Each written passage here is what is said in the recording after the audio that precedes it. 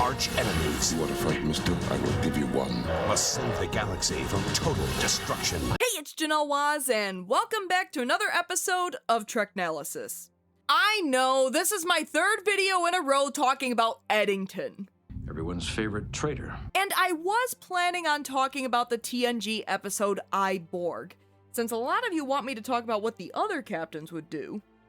But while I was working on my other captains video about For the Uniform, I rewatched this particular moment from Eddington's last episode, Blaze of Glory. You're the one who set the ground rules when you came after me, Ben. You're the one who made it personal. Oh hell no. We're definitely talking about this. Now, I suppose you can call Blaze of Glory the conclusion of the Eddington trilogy, which I guess would also include For the Cause and For the Uniform. Because before then, Eddington was a pretty minor character, who occasionally sabotaged the Defiant. The Tetrion compositor on the cloaking device has been sabotaged. How do you know that? Because I sabotaged it. But then he became a bigger character after he defected to the Maquis. Not to mention throwing Sisko's girlfriend under the shuttlecraft. And then sent Sisko on a hell-bent search to bring him to justice, which involved the both of them poisoning planet atmospheres. Now, I've called Eddington insufferable, hypocritical, self-right. No, I won't be distracted by hot 80s Eddington! At least not too much. But for a final appearance, does the character redeem himself, going out in a blaze of glory, or is he the same old Eddington? Two arch enemies You want to fight, mister? I will give you one. face off in one final showdown. But before I go further, thanks for checking out my video. Make sure you like and subscribe for more of my Star Trek, video game, and other miscellaneous content. Keep those hailing frequencies open on the other social media sites, and a big thank you to my channel members for supporting the channel. If you'd like to buy me a cup of tea and support my work, consider joining up on my channel. Be great to have you aboard. We start the episode with Nog joining the Siskos for dinner. Squid, my favorite human food. Hey, wait until you try the fried calamari. Sometimes even comes with the little squid legs. Poor Squidward. Because Captain Sisko isn't just a badass captain and an aficionado of all things baseball. He's also a damn fine chef who likes to experiment and concoct new, interesting dishes. Probably something he got from his father, the chef. He would try out his new recipes on us. He used to call us his test tasters. But this dinner is about to go from fine dining to fear factor pretty quickly. This sauce tastes very familiar. Well, it should. It's puree of tube grubs. Yeah, when you find out that this is the secret ingredient in your dinner, the reaction is justifiable. You said it was terrific. That was before I knew what it was. Eat. You need more meat on your bones. And while Jake's trying to choke down his dinner, the conversation shifts to Cadet Nog's problems with the Klingons, who are probably about the size of at least 2.5 Nogs. Basically, he's been assigned to security duty, and the Klingons seem to ignore him when he tells them to keep the noise level down. So Sisko, the man that even Worf is afraid of, gives Nog some sage advice. Do what a Klingon would do. Confront them about it. If you stand up to them, you'll earn their respect. You want him to die? Well, he is wearing a red uniform. Oh, who am I kidding? He's a regular. The worst that can happen to him is that he loses his leg or something.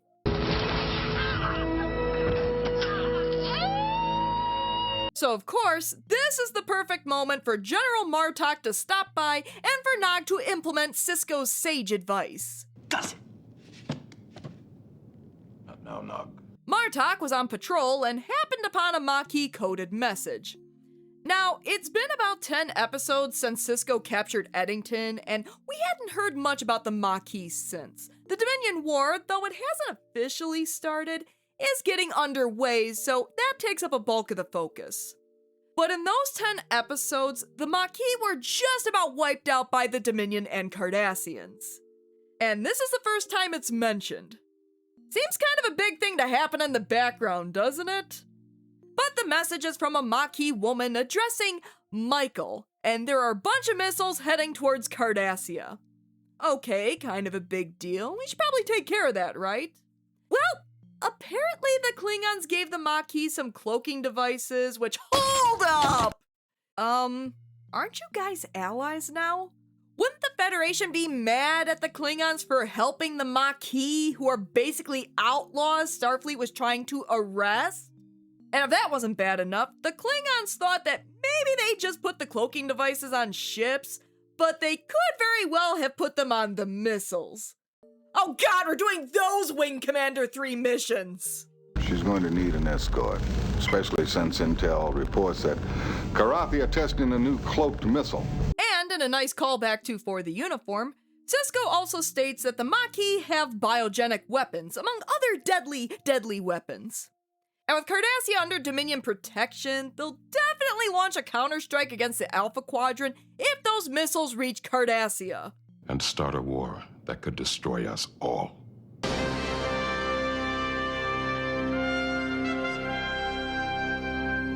But for real though, that war was already coming since Jake Sisko's science project. This has turned into some science project, Hanji. Well, they have about 11 days to find the missiles, and it's borderline impossible to track them while going through the Badlands while avoiding Jem'Hadar warships, so they need more information if they're gonna find them in time.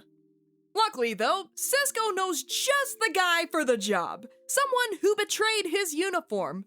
Someone who happens to be named Michael. Eddington, wake up. Oh, I was having the most wonderful dream. I had a full head of hair, magnificent beard, chiseled abs, a wicked awesome spinny blade, rode a fire horse, and actually led a successful fight to freedom. There are changelings in it too, which is kind of weird, but otherwise, it was pretty awesome. You don't look like a Lord Marshal. No. I'm dreaming, right? This is a nightmare. This is a nightmare, all right. But you are wide awake. Now, if you recall from my last Treknalysis video, Eddington is in prison because he was going around using biogenic weapons against Cardassian colonies and taunted Sisko about it the whole time using Les Miserables until Sisko fired one at a Maquis colony and he gave himself up. I expected to see you here weeks ago. Wait! He's been here for weeks and they haven't given him a change of clothes? That is the same outfit he had on 10 episodes ago. Is he fermenting in there? And of course, Eddington continues to taunt Sisko, saying he came here to glow, which, really, Ed, not everything is about you. Well, except this message addressed to a Michael that we're pretty sure is you. It has nothing to do with me. Michael is a very common name. Well, I'm sure they weren't trying to reach Michael Jordan, Ed. Stop it. Get some help. But whatever, Eddington refuses to help Sisko. But if those missiles reach Cardassia, it'll start a war. Billions will die. Don't care. Yeah, that was gonna be a hard sell to a guy who had no problem launching biogenic weapons on multiple planets. Now, Eddington is particularly bitter, not just because he's in prison, but because everything he cared about is gone after the Jem'Hadar got to the Maquis, so everything else can burn for all he cares. But you don't give a damn about what happened to us. And I don't give a damn about what happens to you. Sisko's even willing to let Eddington out of prison. He could have his freedom again. Except he has nowhere to go, so he's just gonna wait here until the Jem'Hadar blows this place to pieces. Just sit back and wait for the next counseling session. Oh, waiting for that session with Counselor Obvious? That is sad. I sense a touch of hostility here, gentlemen. Meanwhile, in other news, Morn's a streaker. And he burst in stark naked, fell to his knees, crying out to the prophets for protection. That's not an image I needed. And that's when Morn hit you with a bar stool and ran onto the promenade screaming, "We're all doomed." Meanwhile, Eddington miraculously had a change of heart and is suddenly willing to help Sisko find a Maquis launch site to turn the missiles off. Road trip! Don't you remember you told me you loved me, baby? And it doesn't take long before Eddington starts bitching about eating crappy TV dinners from the replicator. Curried chicken and rice with a side order of carrots. Or at least, that's what they want us to believe. Captain, I have another book for you. A cookbook. Eddington begins to reminisce about that Thanksgiving dinner Sisko cooked for the senior staff the previous year. Which is one way to get knocked out. I saw him almost every day. Read his reports. Had him to dinner. Because since joining the Maquis, Eddington's become quite the food connoisseur because he had to grow his own food instead of using replicated. Which is a thing that's occasionally touched upon in Star Trek. Replicated food was always implied to be not as good as the real thing, even if it's very close. She cooked? Well, she didn't believe in a replicator. She thought real food was more nutritious. Fresh corn, sweet as a baby's smile, and tomatoes. You know how hard it is to grow tomatoes? It's not? I mean, look, I'm not much of a gardener, but my mom and I grow a vegetable garden every summer, and we usually get decent tomato yields, even though I barely know what I'm doing. Maybe I'm just in the right zone for tomatoes or something. Also, we get it, Ed! I play Harvest Moon too! Fresh corn, sweet as a baby's smile, and tomatoes. Now, with a pleasant conversation about food, something Sisko is passionate about, this would be a great opportunity for some bonding. Maybe Eddington to do some self-reflection, show some regret for misleading everyone on DS9 and betraying nope he doesn't and blame Sisko for everything. He's even using his burnt-up tomato plants against Sisko. I wonder what happened to those tomato plants. Probably burned to the ground, along with everything else. Yep, don't ever change, Ed. And up to this point, Eddington is very much the same Eddington we saw in For the Uniform. Only now, he and Sisko are in the same room and not talking over the holocoms. Though I have to give him some credit, he's saying all this stuff to Sisko's face when he could easily knock his lights out. And believe me, as the audience, you're gonna want him to. Because this is one of the most frustrating conversations between these two. You know, because Ben's focused on the mission to prevent a war, and Eddington has to use it to taunt him. Here we are having a pleasant conversation about food, and all you're thinking about is the mission and how to get me to cooperate. No, you were having a pleasant conversation about food until you brought up the burnt tomato plants. Eddington, pick a lane! But no, Eddington continues to bluster on about how he's not gonna help because it's all Sisko's fault with what happened to the Maquis. Now, you're the one who set the ground rules when you came after me, Ben. You're the one who made it personal. Oh, bullshit! You were the one who ingratiated yourself in with the DS9 crew for 18 months. You brought Sisko's girlfriend into your little Maquis scheme. Also, props to Cassidy for actually coming back to accept the consequences of her actions.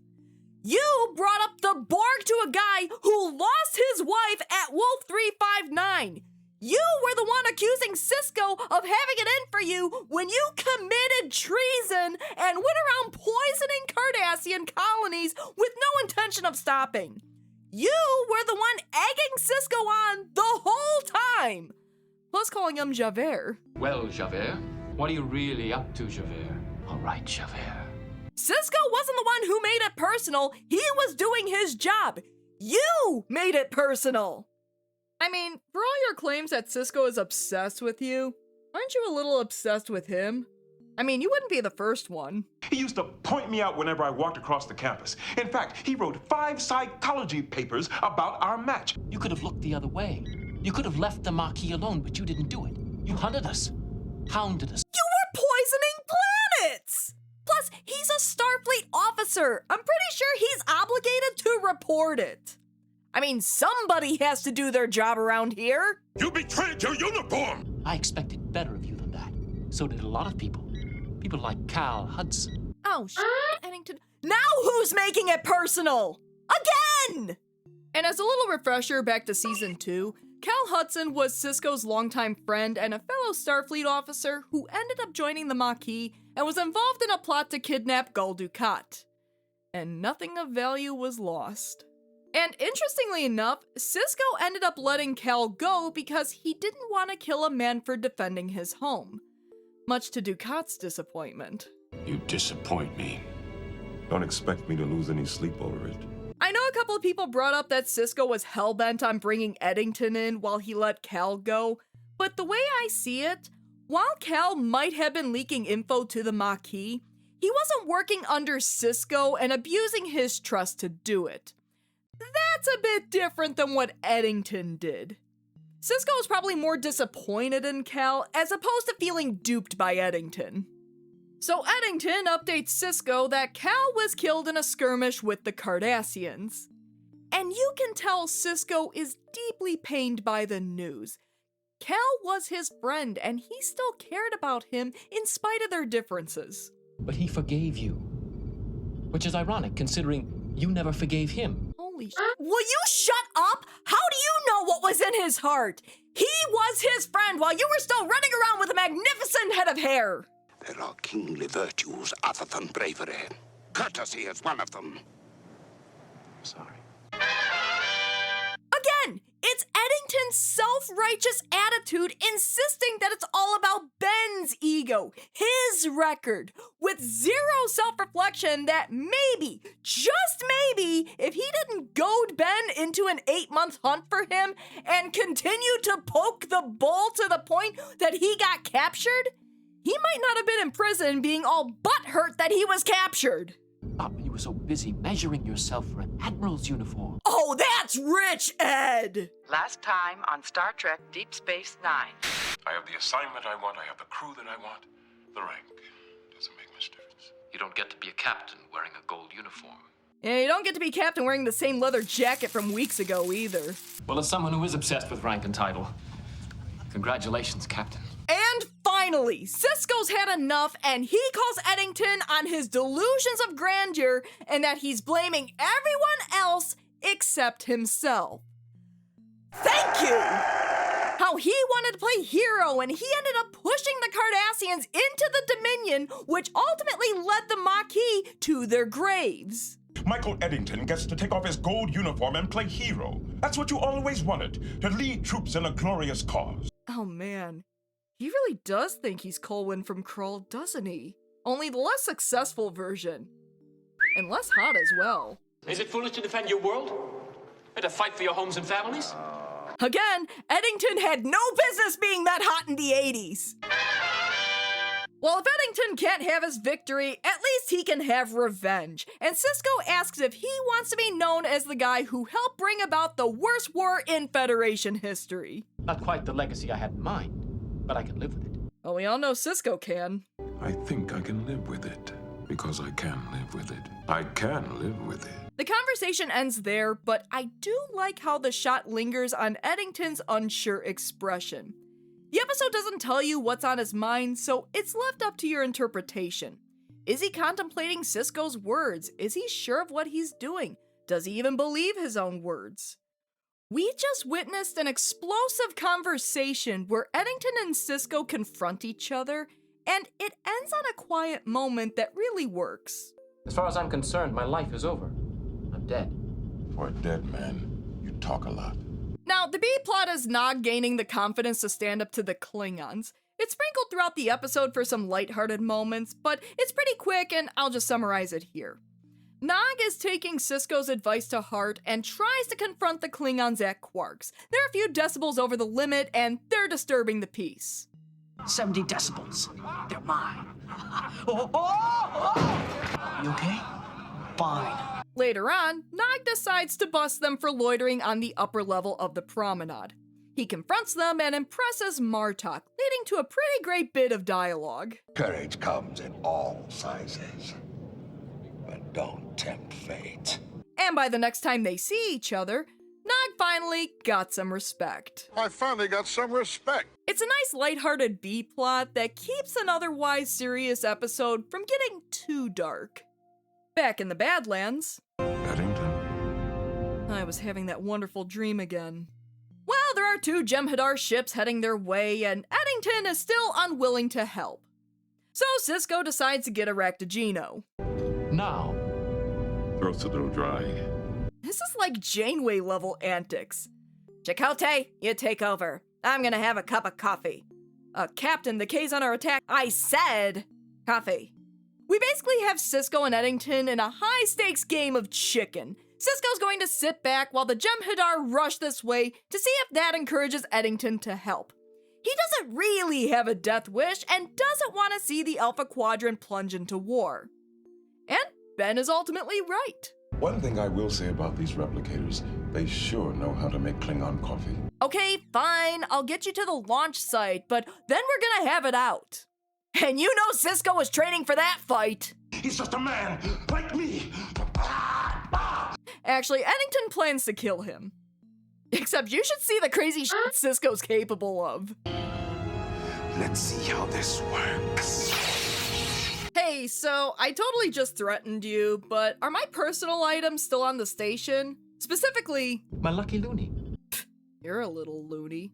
Also, Eddington's Canadian. Did not see that coming. Sir, Canadian. No, I grew up in Alaska. But it turns out that Eddington didn't lose the Jem'Hadar ships, and the only way he can think to lose them again is if Sisko live wires the engines. Alright, but hold the damn ship steady! I don't want any accidents. I'll do my best. Oh, he's gonna take his revenge on Sisko early, isn't he? I don't intend to fight you, Captain. I intend to kill you. Not gonna lie though, it kinda works that despite these two hating each other, they actually work pretty well together. It's the kind of thing I wish we got to see more from Eddington earlier. It would have made the betrayal all the more impactful if we saw him being useful and more involved with the crew. Well, other than sabotaging the Defiant's cloak. You've turned us into sitting ducks for the Jem'Hadar! And these two have some fun banter in this scene, and not the kind where you want to wring Eddington's neck. You still there, Captain? Disappointed? Just checking. I told you to keep the ship steady. You're alive. What a pleasant surprise. I'm sure. And finally, they arrive at Athos 4, a well-hidden Maquis planet with intricate tunnels with a launch site to stop the missiles. Except the Jem'Hadar are already here. Don't worry though, Sisko's going after them with a lead pipe. Attacking 2 Jem'Hadar soldiers with a pipe. That's a brilliant plan. It could be worse. I know, it could be me holding the pipe. And besides, it's not like this is the first time he rushed a couple of Jem'Hadar. However, with the Jem'Hadar already here, the remaining Maquis are already dead. And Eddington is shattered. And look, I've been tough on him for the past couple of videos, but I gotta feel bad for him here. He lost his remaining friends, at least the ones he didn't betray, and the last bit of hope for his cause. Heck, according to him, the Maquis were doing well, just about to declare their own independent state. It's like everything he sacrificed was for nothing, and it's tough to see. At the same time, I have to acknowledge, he is responsible for his own capture, taunting Sisko as much as he did the last time we saw him, and it ultimately led to not only his undoing, but his movements as well. I was their leader. I was responsible for them and I failed. I failed them. Oh. They arrive at the launch site and look, there's some Maquis here! Even that woman in the message. I'd like you to meet Rebecca Sullivan, my wife. Wait, he's married?! Probably used an old photo in his dating profile. I'll hope the wedding went better than the last one. This does kind of explain why Eddington was so bitter earlier in the episode. He may very well have thought that his wife was killed with the other Maquis. But apparently he got married about 2 weeks before Sisko captured him, which, what were you doing taunting Sisko with Les Miserables when you could have been hanging out with the wife? My father says that good fighters make bad husbands. That depends. But most importantly, there are no missiles. Just a clever ruse to let Eddington know that they made it to this location, and for Eddington to get Sisko to help evacuate them. So once again, he lied to Ben. Which shouldn't surprise anyone at this point. But I still don't like being lied to. Yeah, kick his ass, Ben!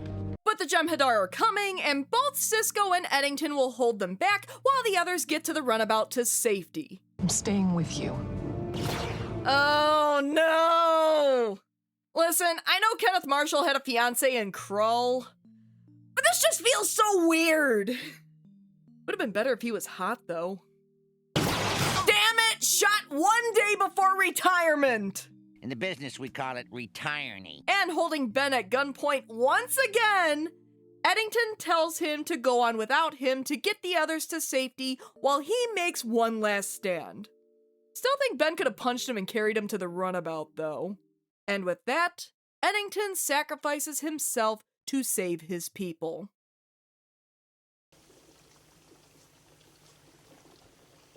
Lisa! Bet Colwyn could have made it. If only he had the glaive. Or that cool fire trick.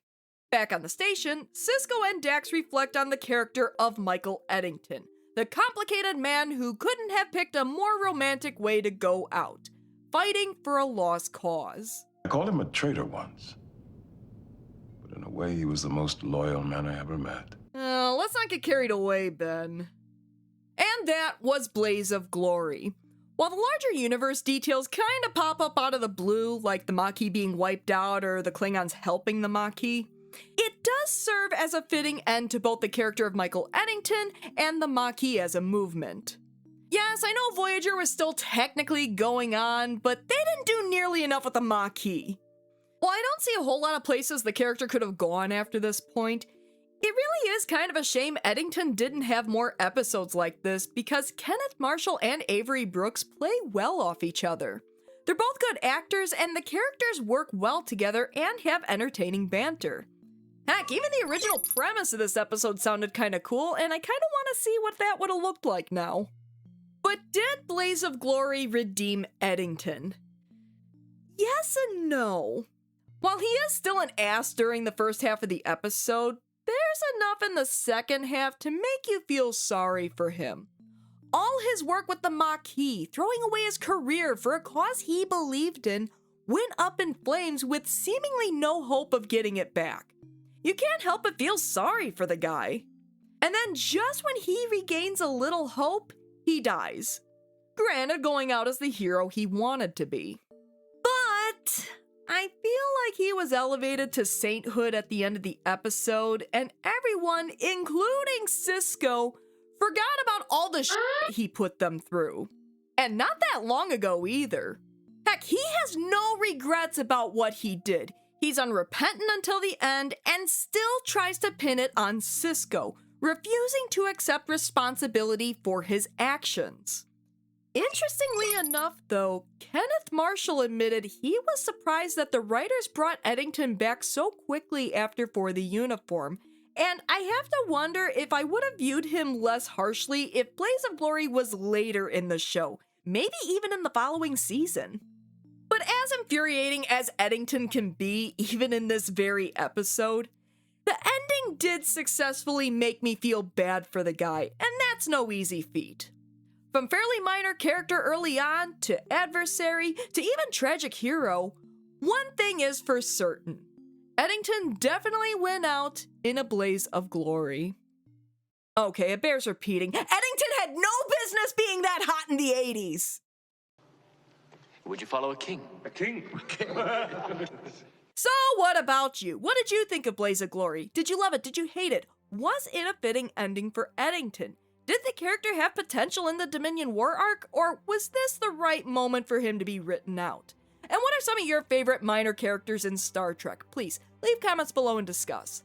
As always, thanks for tuning in to another episode of Treknalysis. If you like what you see, why not give my video a like and subscribe to my channel? Tell your friends!